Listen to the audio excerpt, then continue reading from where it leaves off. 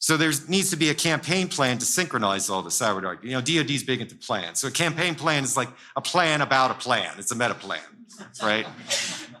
So that means, cost schedule performance is really not part of your campaign plan. It's just sort of like, this is the direction we want to go. These are the ends, ways, and means that we want to use. And this is like the kind of shared consensus of what we're trying to do. And the shared consensus I would submit is we want proper oversight because we've got a government that's run by elected officials, and ultimately they're accountable to the public. And they've already recognized that they don't have the appropriate oversight. So we want to get oversight. And we want to get disclosure, but we want to get it through a controlled process.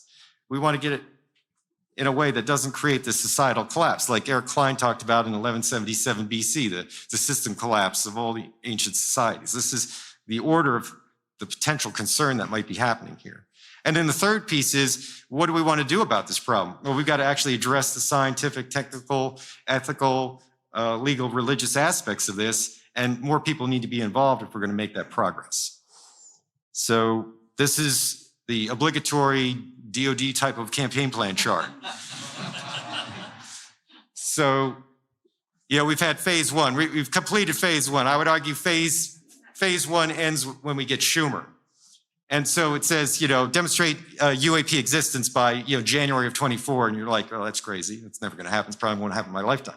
I'm saying that already happened. The Gang of Eight just said that we need this legislation and they don't have proper oversight.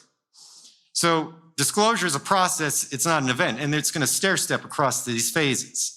So phase two is where academia, I think, comes in. And then ultimately we get to the wider public.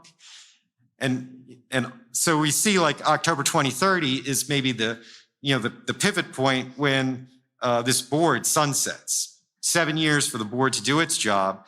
But in order to facilitate the board doing its job, this philosophical investigation, line of effort B, scientific investigation, line of effort C, and private sector investigation, line of effort D, is where we can all contribute to facilitating and lowering that potential barrier.